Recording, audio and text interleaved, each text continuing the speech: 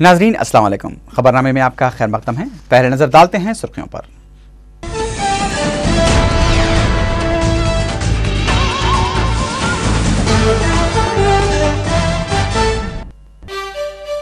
हिंदुस्तान और मालदीव को मुश्तरका चैलेंजेस का सामना। मालदीव की अवामी मजलिस से वजीर आजम डॉक्टर मनमोहन सिंह का खिताब।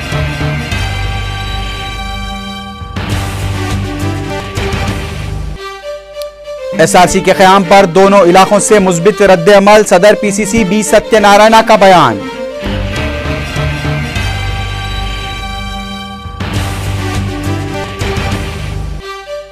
नई रियासत की तश्कील के लिए कौमी सतह पर भी मुशावरत नागजीर। रियासती वजीर शैलजनात ने की गुलाम नबी आजाद के बयान की मुदाफ़ियत।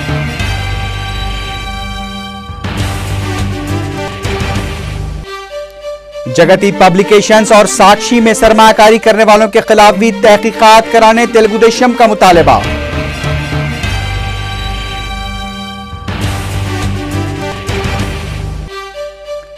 आरटीसी को तेलंगाना से होने वाली आमदनी को तेलंगाना में ही खर्च करने कोदंडराम रेड्डी का मुतालबा।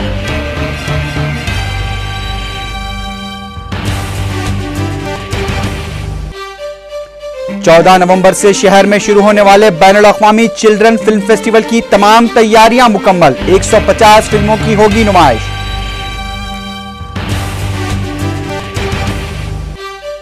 और कुकटपल्ली में आरटीसी बस का ब्रेक फेल हो जाने से खातून हलाक।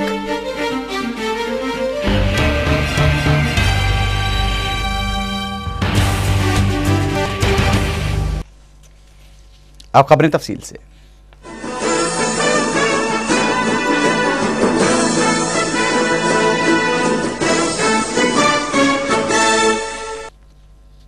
हिंदुस्तान और मालदीव को दहशतगर्दी और अलहदगी पसंदों के चैलेंजेस का मुश्तरका सामना रहा है। हिंदुस्तानी वज़ीर आज़म डॉक्टर मनमोहन सिंह ने मालदीव की अवामी मजलिस यानी पार्लियामेंट से खिताब करते हुए इन ख्यालात का इजहार किया।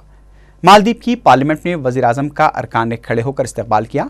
इस मौके पर वज़ीर आज़म डॉक्टर मनमोहन सिंह ने कहा कि दहशतगर्दी और अलहदगी पसंदों की सरगर्मियों से निपटने के लिए दोनों ममालिक के दरमियान बाहमी ताउन पर भी रजामंदी का इजहार किया गया है।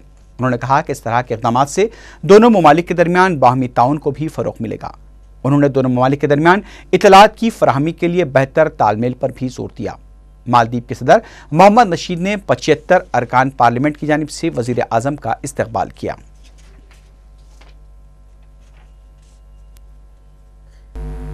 The challenges we face are well known: extremism and religious fundamentalism, piracy, smuggling and drug trafficking, to name just a few. Maldives is additionally concerned about poaching in the coral reefs and illegal commercial fishing by foreign trawlers. दूसरे SRC के क़याम पर दोनों इलाकों से मुस्बित रद्द-ए-अमल सामने आ रहा है। Media से गैर रस्मी बातचीत के दौरान पी सत्यनारायणा ने कहा कि अगर एसआरसी का वक्त के तयन के साथ ऐलान किया जाता है तो मुझे उम्मीद है कि अलहदा तेलंगाना के हामी भी उससे कबूल करेंगे। उन्होंने कहा कि दूसरे एसआरसी का जिक्र कांग्रेस के मंशूर में पहले ही से शामिल है, लिहाजा कोई भी कांग्रेसी इसकी मुखालिफत नहीं कर सकता। उन्होंने उम्मीद जाहिर की कि जल्द अज जल्द दिल्ली से कोई फैसला सामने आएगा।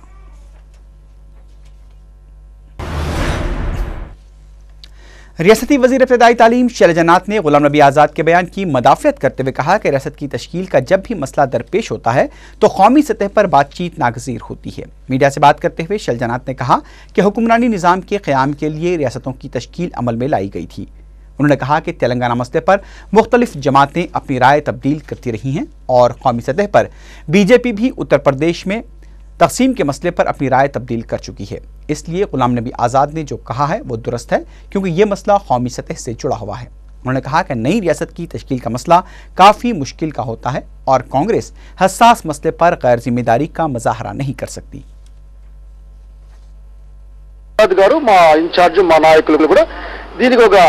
పటిష్టవంతమైన శాస్త్రీయమైన చర్చ జాతీయ స్థాయిలో జరగాలని భావించి ఉండవచ్చు. అది నేను మా యొక్క బాధ్యతను తెలియజేస్తా ఉందని మాత్రమే తెలియజేస్తాను.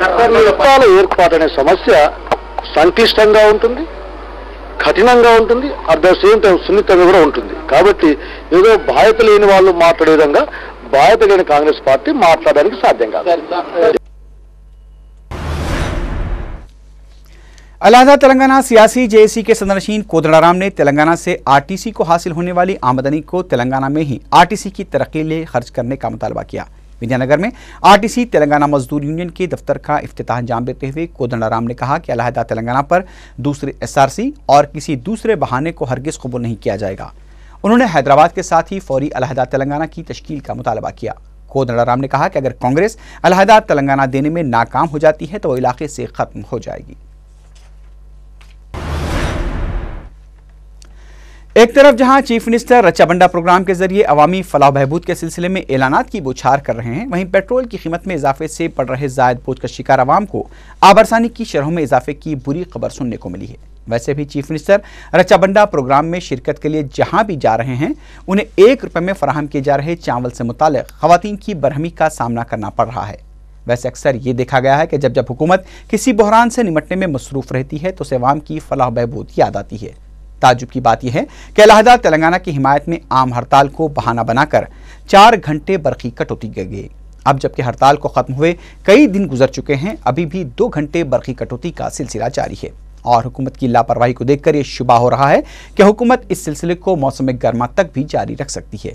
हुकूमत की कारकर्दगी को देखकर ऐसा लगता है कि सिर्फ अवाम को राशन कार्ड और ₹1 किलो चावल की फराहमी के वादे से बहलाया जा रहा है, लेकिन हुकूमत के पास दीगर जरूरी अशिया की कीमतों में कमी का कोई मंसूबा भी नहीं है।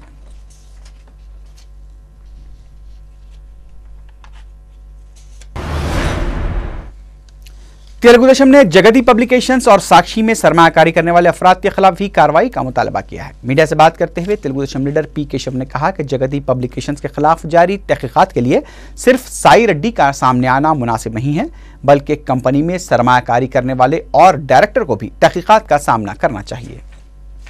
सीबीआई వాళ్ళకి ఇమ్మనండి, మా మీద పడి దుమ్మెత్తడం ఎందుకు? ఇవాళేదో మేము కొత్తగా చెప్పామనేటువంటిది 2500 కోట్లు 3500 కోట్లు విలువ చేసేటువంటి మా గొప్ప సంస్థలో జగన్మోహన్ రెడ్డి గారి పెట్టుబడి ఎంత అంటే కేవలం ₹100.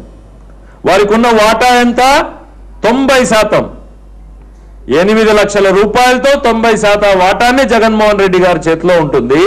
మిగిలిన 10% వాటాకు మిత్రులు, సన్నిహితులు, బంధువులను 1250 కోట్ల రూపాయల్ని సేకరిస్తాడు ఆయన।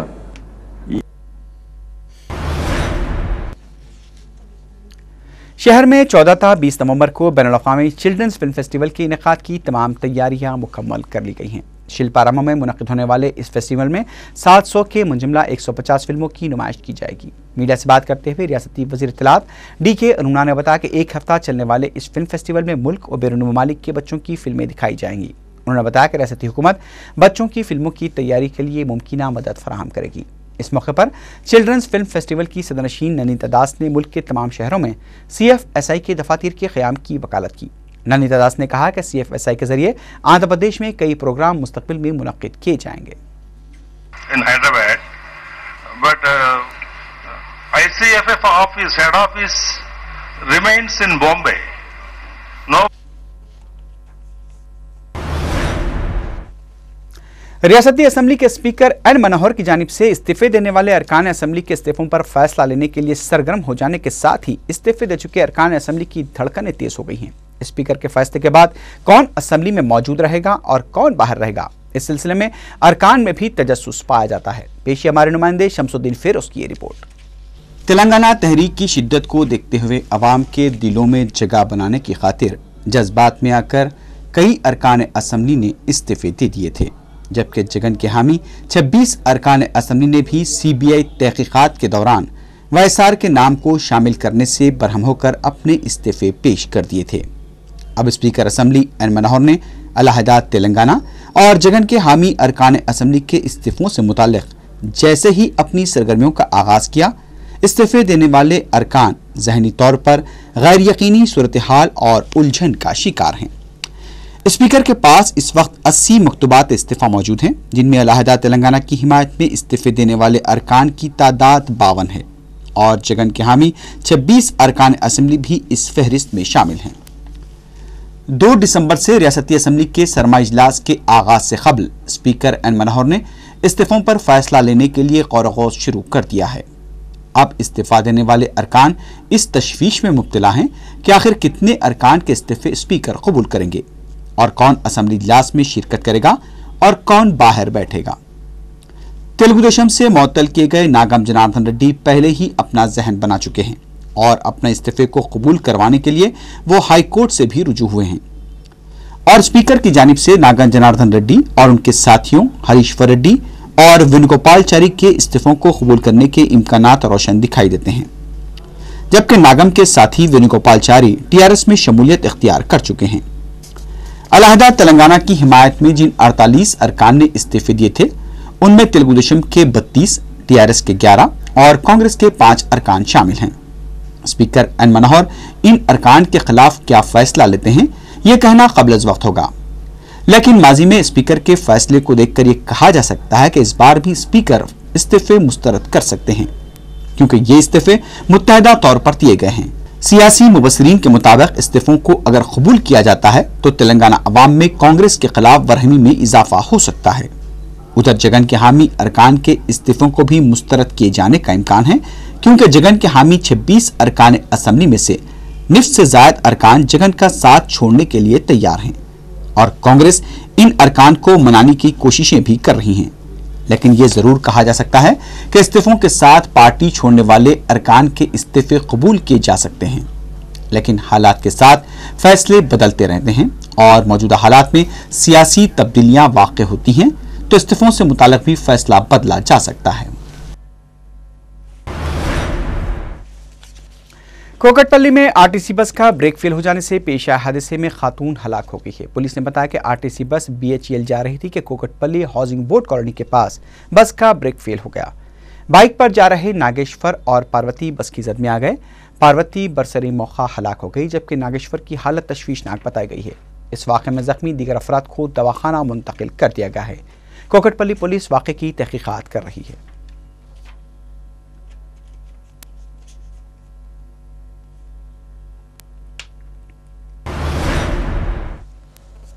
काकीनाडा बीसी वेलफेयर हॉस्टल के रूबरू हॉस्टल वार्डन के इम्तिहान में शिरकत करने वाले उम्मीदवारों ने पुरतशद्दुद एहतजाज किया है। ज़रा के मुताबिक आज मुनक़िद होने वाले इम्तिहान के लिए सुबह 9 बजे तक भी उम्मीदवारों को हॉल टिकट्स जारी नहीं किए गए थे, जिससे बरहम होकर उम्मीदवारों ने वेलफेयर हॉस्पिटल में तोड़फोड़ की। एहतजाज की वजह से इम्तिहान को दोपहर तक मुलतवी कर दिया गया।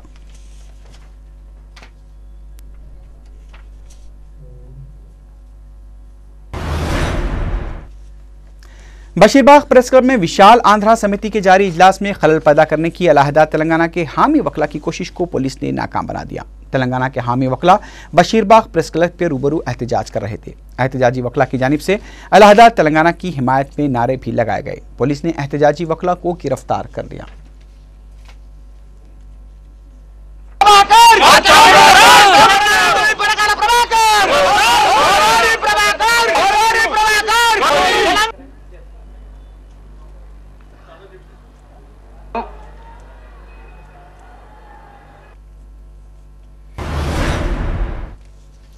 ओबलापुरम गैर कानूनी स्कैम के सिलसिले में सीबीआई की जानिब से मुख्तलिफ अफराद से पूछताछ का सिलसिला जारी है। आज सीबीआई ने साबिक रुकन पार्लियामेंट राजगोपाल को अपने दफ्तर बुलाकर पूछताछ की। ज़राए के मुताबिक कांकनी माहिदों, बिरला सीमेंट और पन्ना सीमेंट से मुताल्लिक राजगोपाल से पूछताछ की गई है।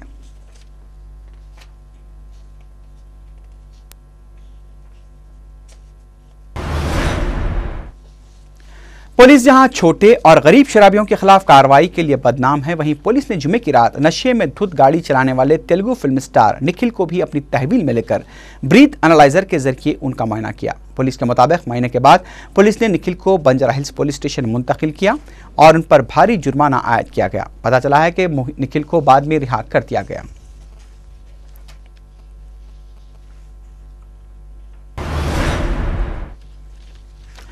उत्तर प्रदेश की चीफ मिनिस्टर मायावती ने कुल हिंद कांग्रेस कमेटी के जनरल सेक्रेटरी और अपने पार्लियामेंट राहुल गांधी को मशवरा दिया है कि उत्तर प्रदेश में उनकी हुकूमत पर गैर जरूरी तनकीदें करने के बजाय राहुल गांधी को पेट्रोल और जरूरी अशिया की कीमतों में कमी पर ज्यादा तवज्जो देनी चाहिए।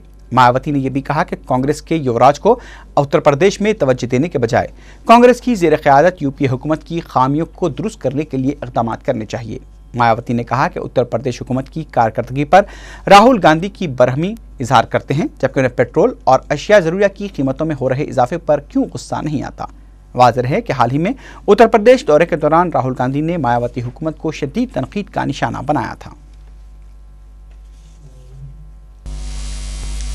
विरोधी पार्टियों के लोग आए दिन मीडिया में ज्यादातर एक ही बात का काफी बढ़ चढ़कर प्रचार करते रहते हैं कि हमारी पार्टी की सरकार जनता की ज्यादातर धनराशि को यहाँ स्मारकों व पार्कों आदि के निर्माण पर ही खर्च कर रही है, जो कि हकीकत से बिल्कुल परे है।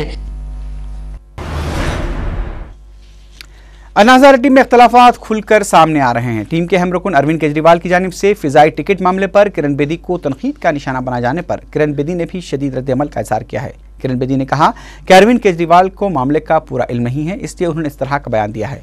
किरण बेदी ने कहा कि अगर अरविंद केजरीवाल को मसले की तफसीलात का पता होता तो इस तरह का बयान नहीं देते।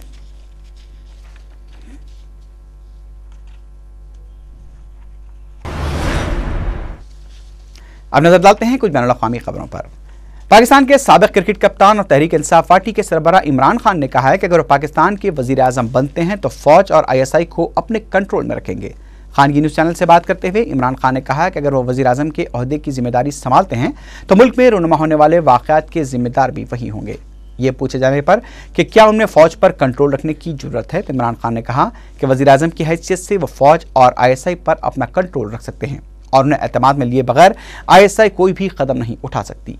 इमरान खान ने कहा कि उनके क्रिकेट करियर से लेकर सियासी मैदान तक वो किसी के मातहत नहीं रहे हैं और वज़ीर आज़म बनने के बाद भी वो सबके बॉस ही रहेंगे। इमरान खान ने पाकिस्तान की सिंध सूबे में हिंदू डॉक्टर के कत्ल पर भी अफसोस का इजहार किया।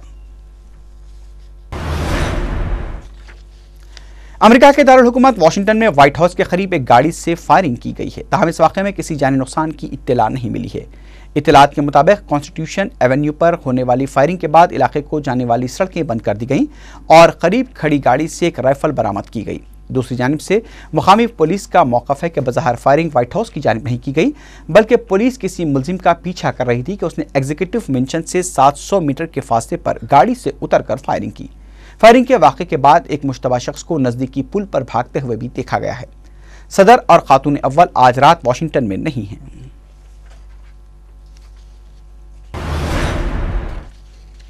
शाम में हुकूमत मुखालिफ मुजाहिरीन पर ताज़ा तशद्दुद के बायस जुमे के दिन कम से कम 16 अफराद हलाक हो गए हैं। बताया गया है कि ज़्यादातर हलाकतें एहतजाज के मरकज़ हमस में हुई हैं। दूसरी तरफ अरब लीग पर आलमी दबाव में इजाफा हो गया है कि वह दमिश्क हुकूमत की तरफ से अमन माहदे को तोड़ने के बाद अब ठोस और वाज़ेह हिकमत अमली अपनाए। इंसानी हकूक़ के इदारों ने सदर बशर अल असद की हुकूमत पर इंसानियत के खिलाफ जराइम का मुर्तकिब होने का इल्ज़ाम आयद किया है और कहा कि अरब लीग को दमिश्क की रुकनीत मुअत्तल कर देनी चाहिए।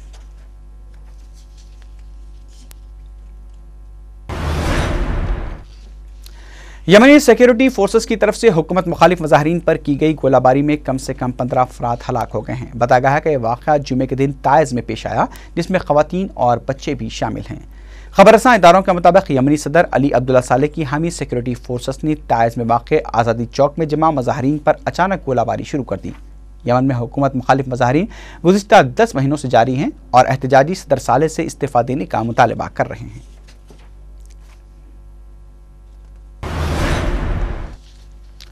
तुर्क कमांडोज ने अगवा की गई मुसाफिर बरदार किश्ती को आज़ाद करवा लिया है। बताया गया है कि वाहिद अगवा कुनिंदा कमांडोज की फायरिंग से हलाक हो गया है। इस किश्ती में सवार 25 अफराद महफूज बताए गए हैं। इस्तांबुल के गवर्नर हुसैन उनी मुतलू ने बताया कि अगवा कुनिंदे की उम्र 30 बरस थी और उसने कुर्द बागी होने का दावा किया है। अगवा कुनिंदे ने इस किश्ती को जुमे की दोपहर बहरे मरमरा से अगवा किया था।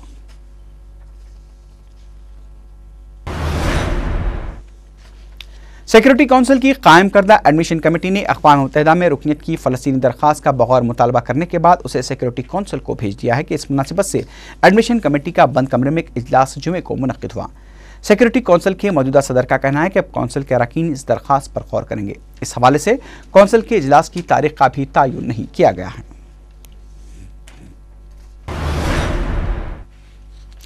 मैक्सिको में हुए हेलीकॉप्टर के एक हादसे में वजीर दाखिला फ्रांसिस्को ब्लैकमोरा अपने 7 साथियों समेत हलाक हो गए हैं। ब्लैकमोरा मुल्क में मंशियात के खिलाफ जारी जंग में एक अहम शख्सियत थे। 45 साल ब्लैकमोरा मुल्क के दूसरे वजीर दाखिला हैं जो इस तरह के हादसे में मारे गए हैं। इस हादसे की तहकीकात शुरू कर दी गई हैं। इब्तदाई इत्तलात के मुताबिक यह हादसा खराब मौसम की वजह से पेश आया है। मैक्सिको में मंशियात के खिलाफ जारी क्रैकडाउन के नतीजे में गुज़िश्ता 5 बरसों के दौरान कम अज़ कम 45 अफराद मारे जा चुके हैं।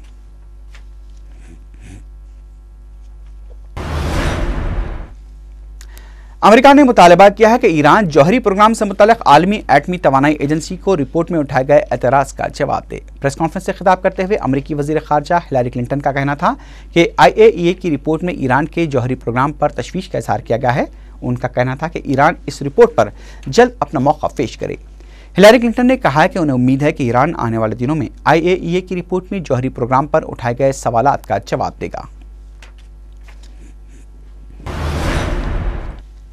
आखिर में सुर्खियों पर एक बार फिर नजर डालते हैं।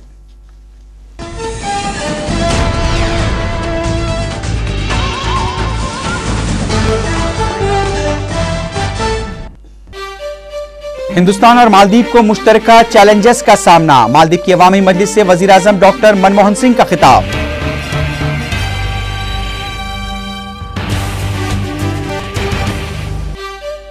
SRC के क़याम पर दोनों इलाकों से मुस्बित रद्द-ए-अमल। सदर PCC बी सत्यनारायण का बयान।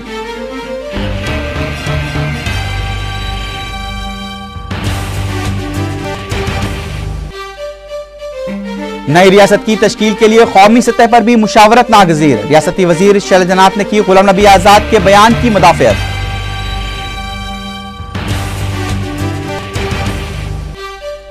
जगती पब्लिकेशंस और साक्षी में सरमाकारी करने वालों के खिलाफ भी तहकीकात कराने तेलुगु देशम का मुतालबा।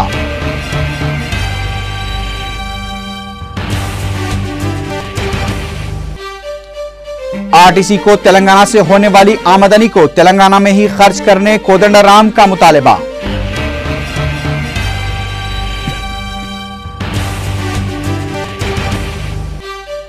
चौदह नवंबर से शहर में शुरू होने वाले बैनुल-अक़वामी चिल्ड्रंस फिल्म फेस्टिवल की तमाम तैयारियां मुकम्मल। 150 फिल्मों की होगी नुमाइश।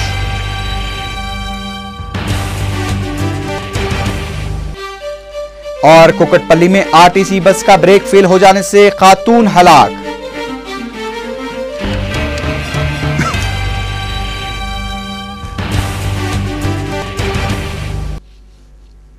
इसी के साथ ही खबरनामा अख्ताम को पहुंचा। अल्लाह हाफ़िज़।